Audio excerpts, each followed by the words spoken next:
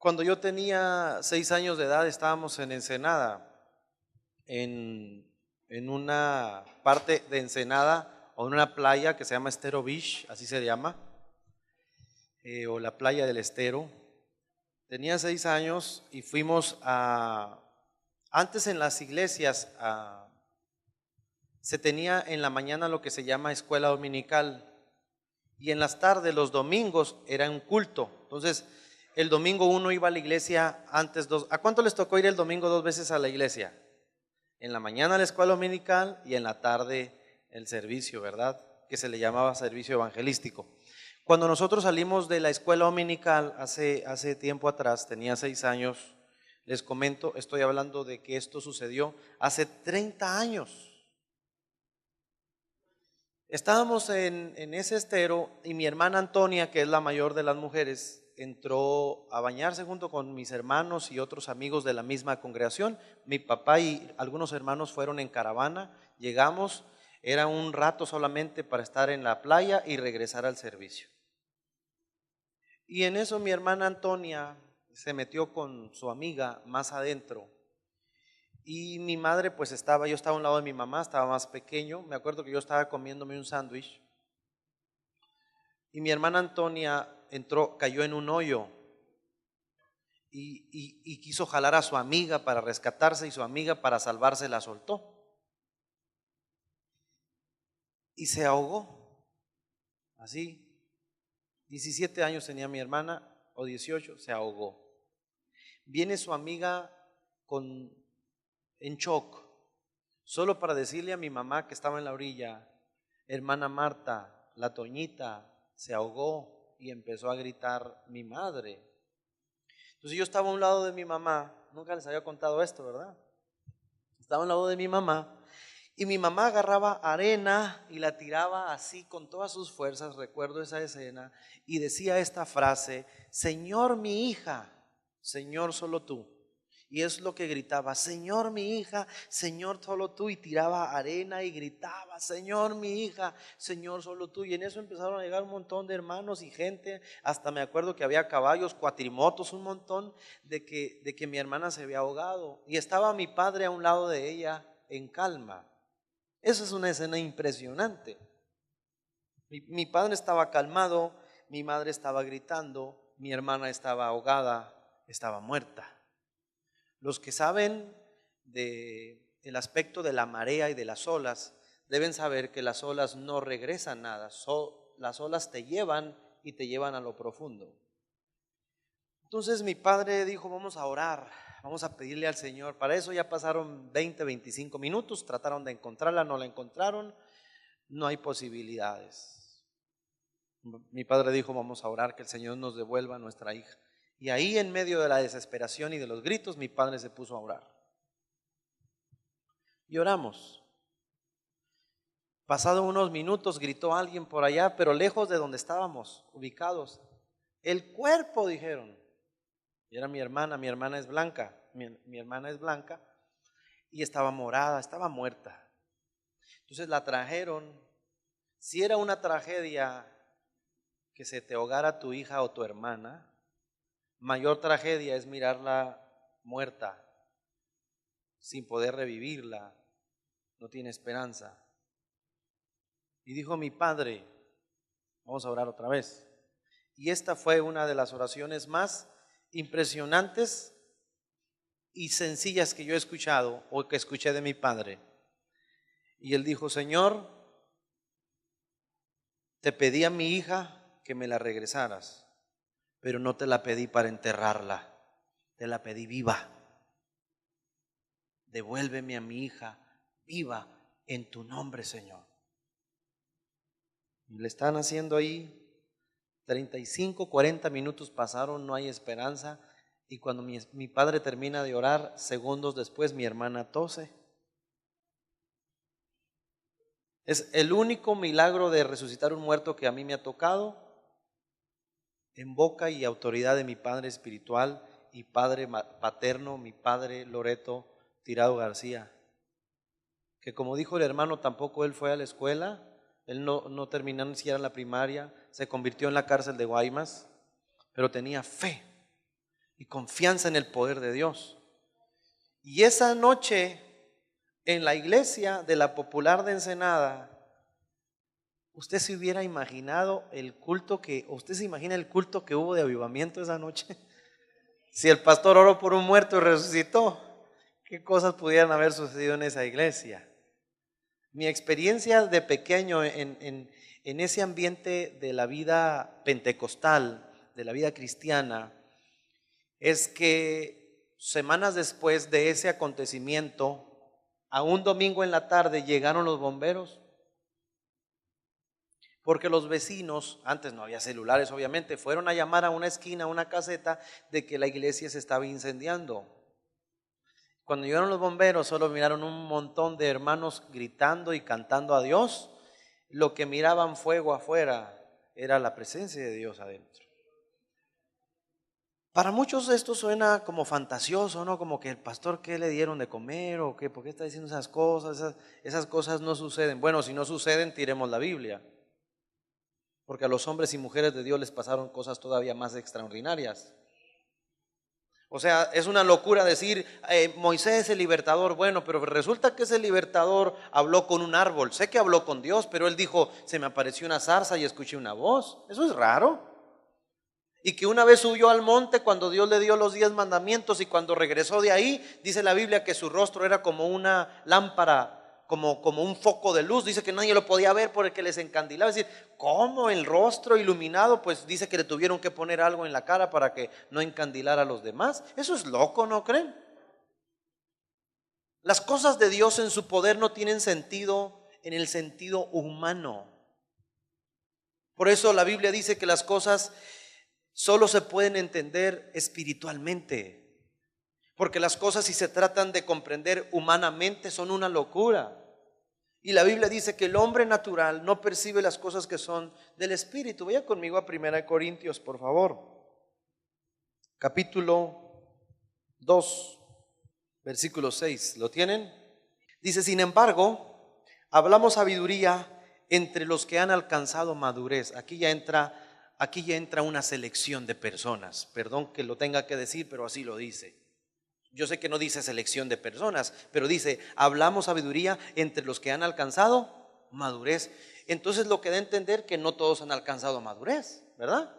Entonces hablamos esta clase de sabiduría entre los que han alcanzado madurez, y sabiduría no de este siglo, ni de los príncipes de este siglo que perecen. Y luego explica, mas hablamos sabiduría de Dios en misterio.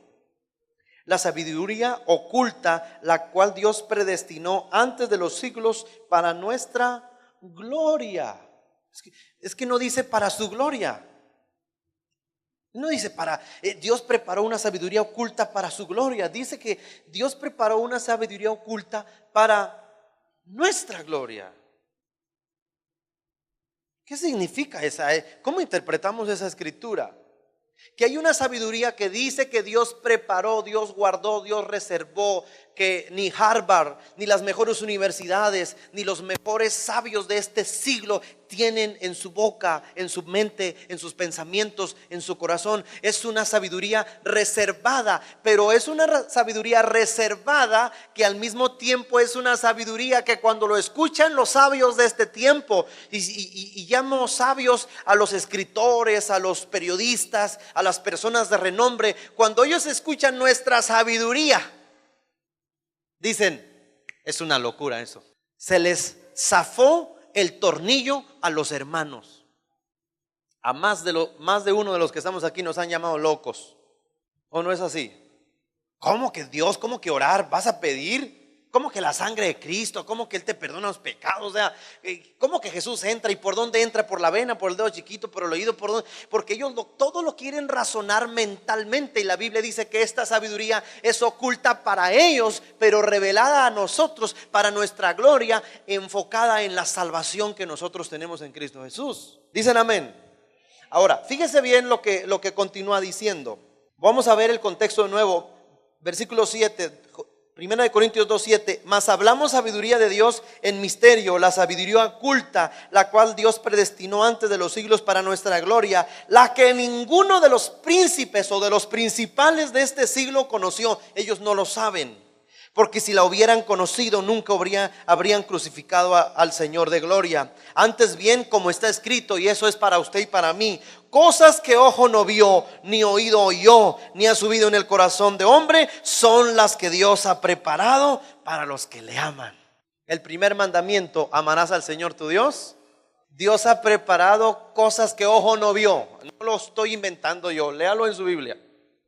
Cosas que ojo no vio, ni oído oyó, ni ha subido, o sea, ni se han imaginado, no está en el pensamiento, en la idea de ningún hombre, de los príncipes o de los principales de esta tierra, son las que Dios ha preparado para los que le aman. Entonces tengo a un doctor de Harvard, perdón por la comparación, pero permítame, y tengo a un pastor que salió de la cárcel, que no fue a la primaria, que lo golpeaban desde pequeño, que a los 6 años tuvo que empezar a sobrevivir en las calles. No sabe la cantidad de cicatrices que tenía mi padre. Tengo a un hombre que salió de la cárcel, que se encontró con Dios, que Dios le dijo, entró un hombre, mi padre decía, y vino un hombre a esa cárcel cuando él era el jefe de la pandilla de adentro, mi padre era el que gobernaba ahí, y escuché a un predicador que le llamaban La Changa. ¿Usted se imagina el nombre ya del predicador en sí?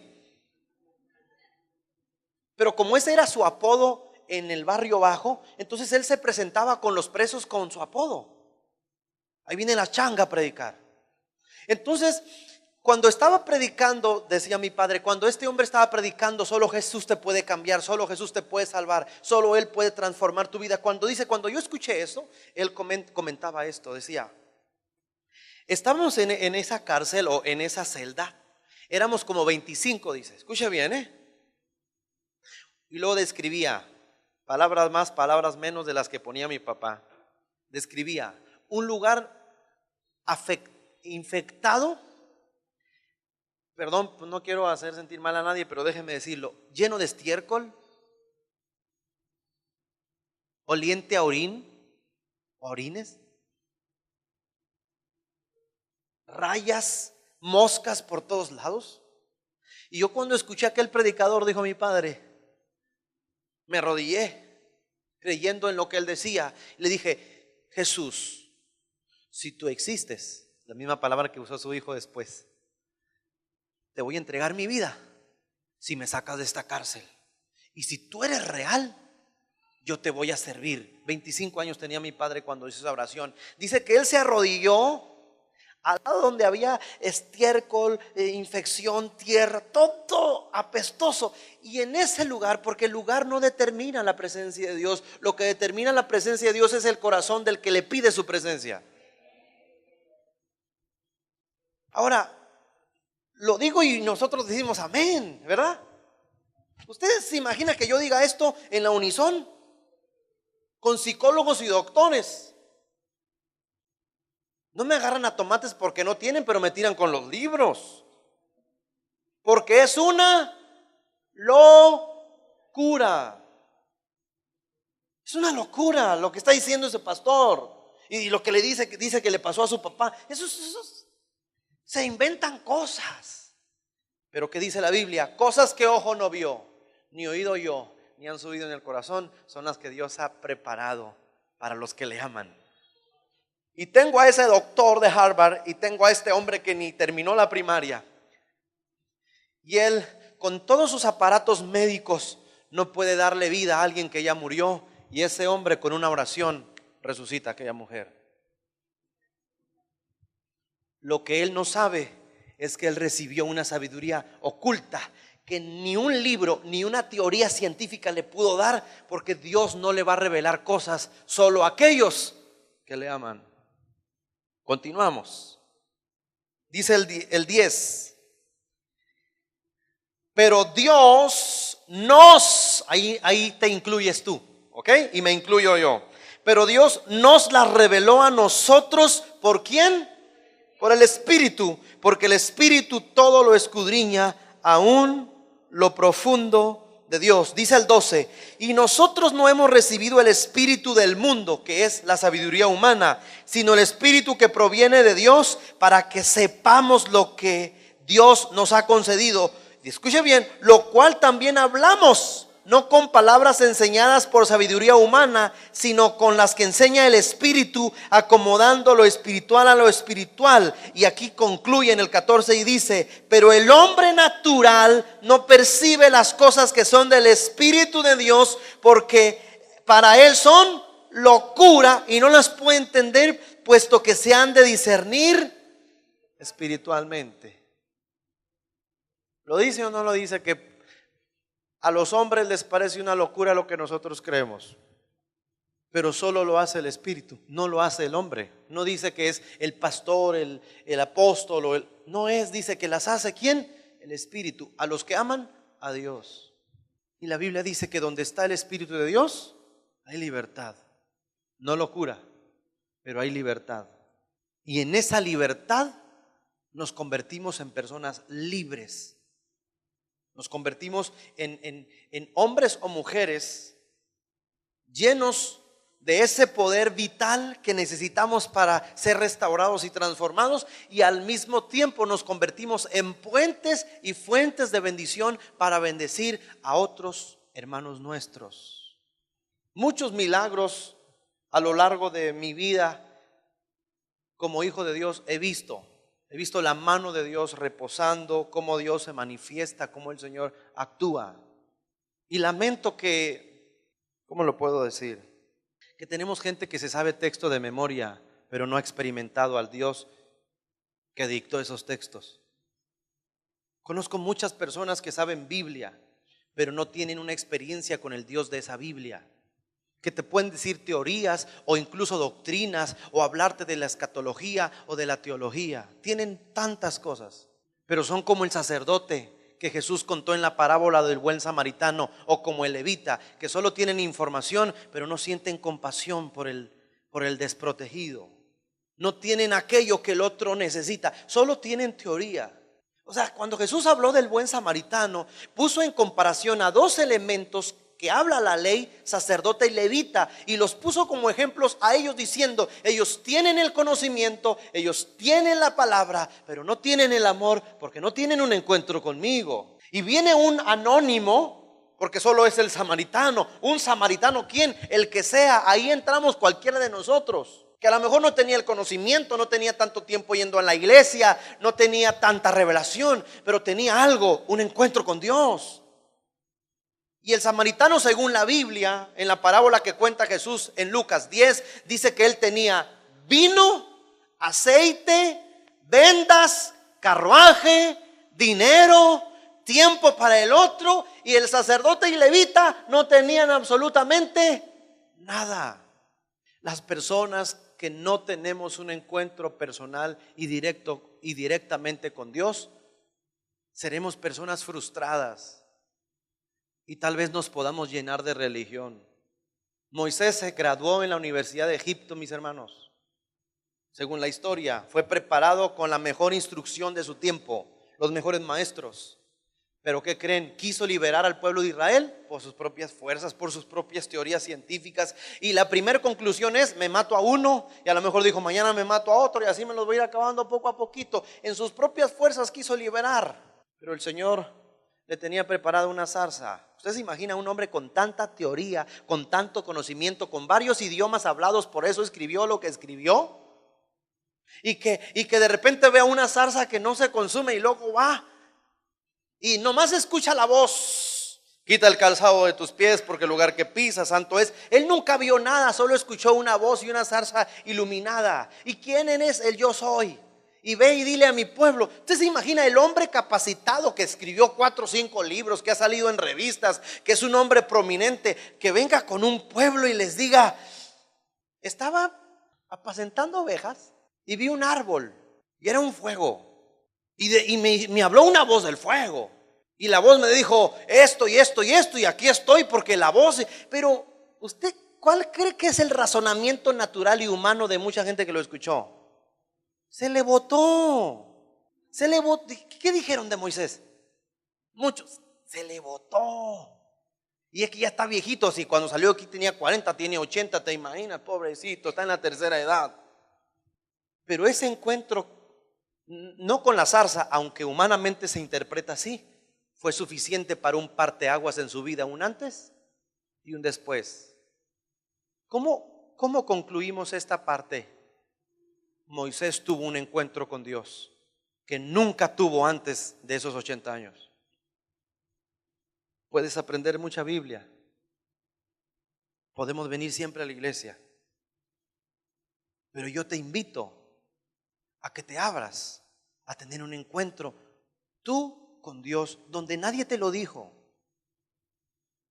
Esta iglesia, no hablo de la congregación, la iglesia de Cristo, el cuerpo de Cristo, no tiene integrantes, aunque aparentemente los tiene, no tiene integrantes por tradición. Es que yo soy cristiano porque mi abuelita era. No es así. La iglesia de Cristo solo tiene gente que ha tenido un encuentro con el Cristo de la gloria, que lo ha experimentado a Él, que nadie te contó, que nadie te dijo, que qué bueno que tu abuelita o tu madre o tu padre o las personas te contaron. Mi padre tuvo su encuentro con Dios en la cárcel, yo lo tuve en un segundo piso. Y algunos ya saben mi testimonio. Ese es el testimonio que trajo un parteaguas. Tuve una experiencia y la experiencia me dio a mí la convicción de que de ese Dios es real. Pero ¿cuál es tu experiencia con Dios? Es que a veces queremos que la gente lea la Biblia, escuche este texto. No, lo que necesitamos es que la gente tenga el encuentro con Dios, con el mismo Dios con el que nosotros nos hemos encontrado. Por eso me late a mí que muchos de nosotros no hablamos la palabra de Dios con convicción, porque ni siquiera tal vez estamos convencidos nosotros de Él. Porque cuando alguien habla de algo que está convencido, lo habla tranquilamente, lo dice. Es como el vendedor está convencido de un producto y le dice: no, si te conviene, y la cara, que el cabello, que esto, y de verdad es buenísimo. Y con un convencimiento, porque ya lo viví, y con ese convencimiento vende cosas y productos y gana dinero. Pero está convencido de un producto. ¿Cómo vamos a hablar de un Dios que no estamos convencidos? Que cuando tenemos una deuda, el primero que corremos es a empeñar cosas. Que cuando tenemos una enfermedad, lo primero que hacemos es correr al médico e ir a la farmacia o comprar un medicamento o abrir el botiquín de casa. Ahora, ¿es malo el medicamento? No. Pero ¿cómo nos contradecimos? ¿Cómo decimos que creemos en Dios y en su poder? Y al final, cuando tenemos circunstancias personales o familiares, recorrimos a mucha gente y al final como que, pues ya ni modo, le voy a pedir a Dios. ¿En serio? ¿Es en serio que vas a hablar con Dios al final? Que convencido está de su poder.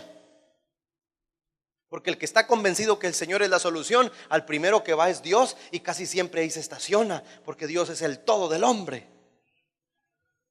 Pero Dios quiere tener un encuentro individual y personal con cada uno de nosotros.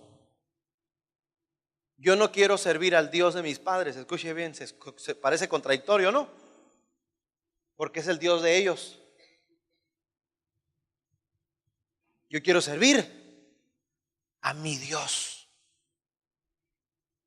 A lo mejor fue el Dios de mis padres el mismo, pero fue el de ellos. Pero el Dios de ellos también es mi Dios. Hay gente que dice: yo voy a la iglesia de mi mamá. Con eso dijiste todo, papito.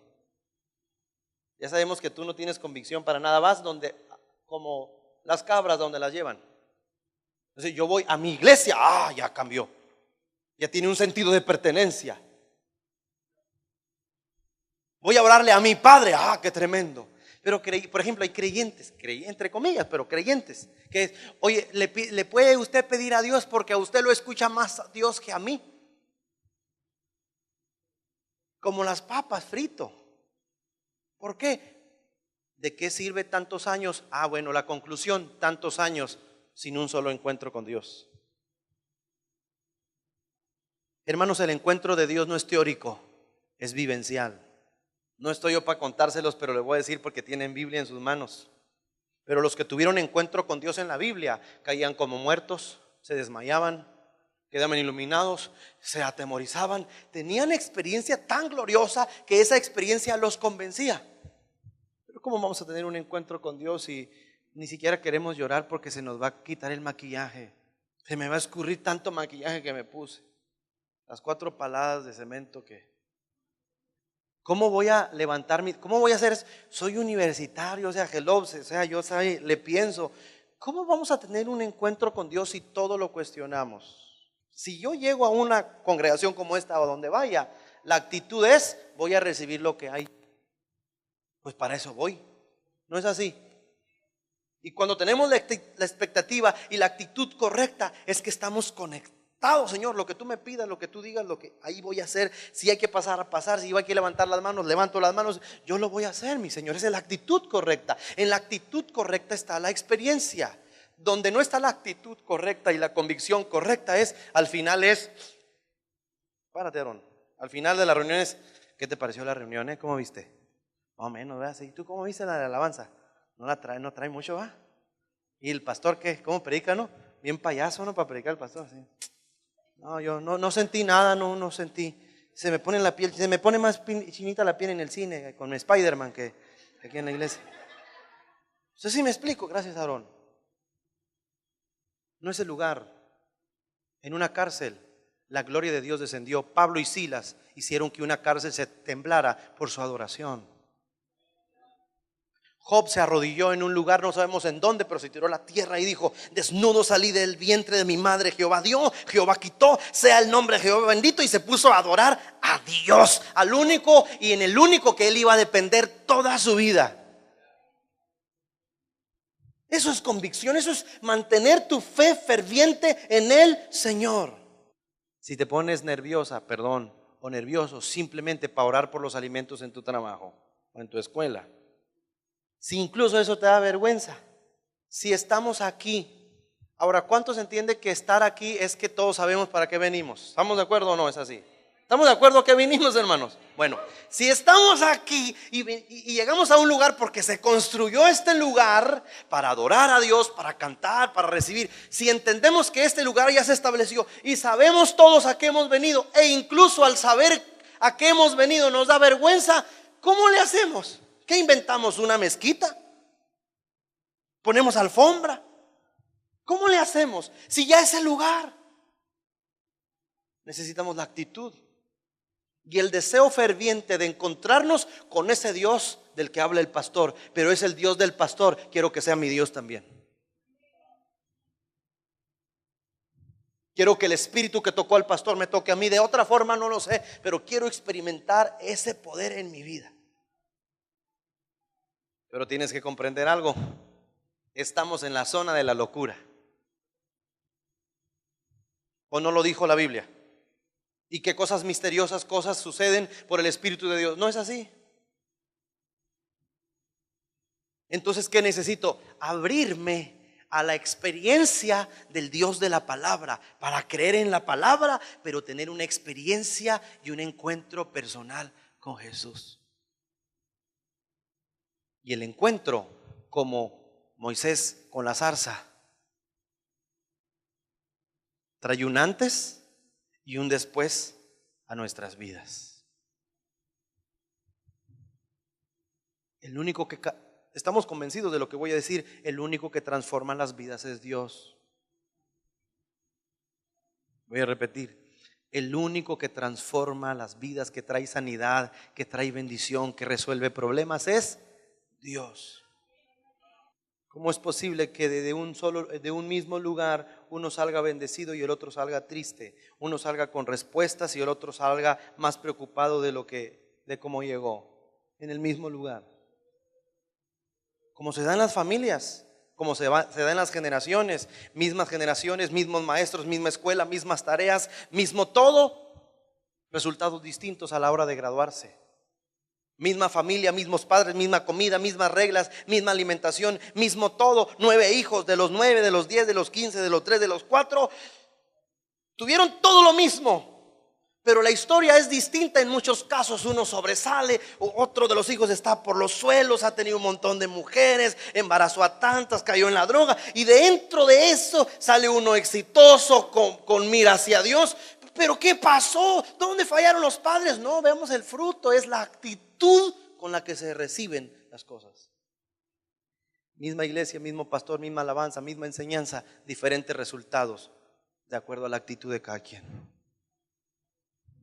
Y termino. Usted se imagina cantar Levanto mis manos, aunque no tenga fuerzas. Pregunto, ¿la estoy cantando bien o la estoy cantando mal? ¿Usted qué cree? ¿Por qué digo levanto mis manos y las tengo abajo? ¿Por qué me contradigo? Si no las voy a levantar, mejor no canto esa parte. Tengo que tener coherencia con lo que canto y simplemente el lenguaje corporal es más poderoso que el lenguaje verbal. Es un descubrimiento reciente que la Biblia ya lo decía. El lenguaje corporal es más poderoso y habla más que las palabras. Aquí estoy, Señor, postrado ante ti. Pues se nota que estás parado, papito, Postrado no te veo. Pero pastor, bueno, ¿para qué lo canta? Pues si nos está diciendo la canción postrado o no. ¿Y qué es estar postrado? Postrado. Entonces lo que está cantando y lo que va en acorde, pues hay armonía. Entonces esta dualidad de creer y hacer otra cosa la llevamos a la cosa práctica del trabajo. Y entonces decimos por un lado, somos cristianos, nos robamos el lápiz, copiamos en el examen, sacamos acordeón. Oye, espérame, nos estás quemando a todos, van a creer que todos somos como tú, ¿verdad?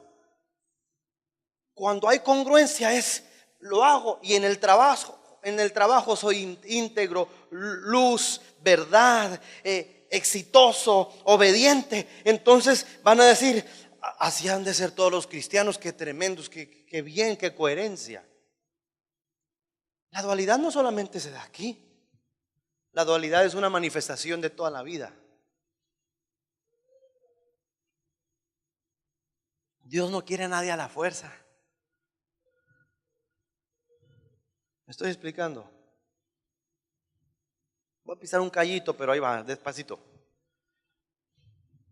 Muchos tienen parejas a la fuerza, noviazgos a la fuerza, relaciones a la fuerza, que yo nomás estoy aquí con mi mujer y yo nada más me aguanto, pero si por mí fuera ya no aguantara. Esa nomás me aguanto puede ser que sea tu relación tóxica con Dios. Nomás estoy aquí, ya nomás. Porque el perfil de una persona muchas veces se manifiesta en todos los otros sentidos de su vida. Yo no soy aquí para aguantar a Dios, sino para sentir su presencia, para amarlo más, para conocerlo mejor, para tener no uno, dos, tres, todos los encuentros que sean necesarios con mi Señor. Pero me arriesgo a una cosa: si se burlaron de Jesús, Dios ya tiene enemigos. ¿Usted sabía eso? Se llaman ateos, gente que está en contra de la Biblia, que escribe. Dios ya tiene enemigos en la calle, son amigos tuyos, algunos de ellos, familiares. Dios ya tiene enemigos. Tienes que saber que servir al Dios de la palabra te va a hacer que sus enemigos, los enemigos de Dios, sean los tuyos. ¿Estás dispuesto a eso? ¿No te llamen loco?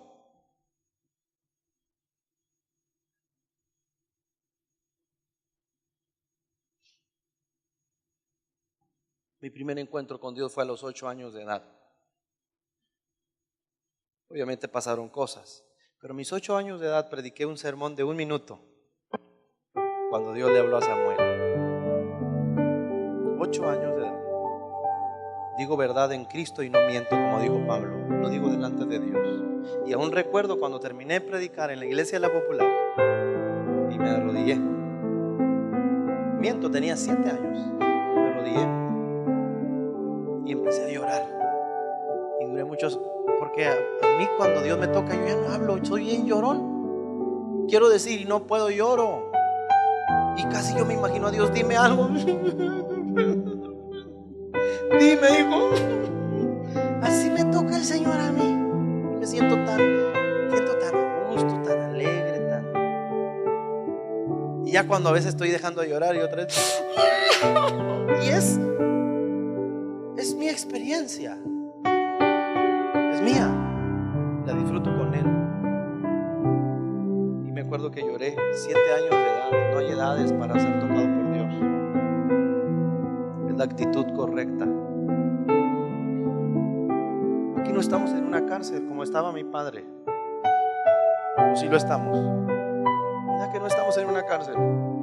Es más, no estamos en la escuela, no estás con tus compañeros, no tienes a los 3 amigos atrás del mesabanco, ni a los no estamos no estamos en tu trabajo con los carrilleros y los escarnecedores que gritan. No estamos ahí.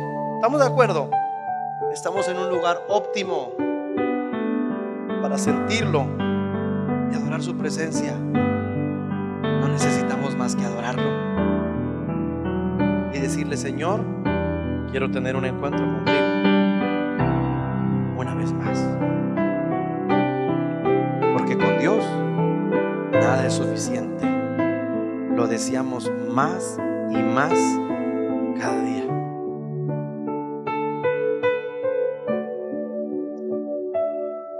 Cierra tus ojos un momento si puedes hacerlo y gustas hacerlo.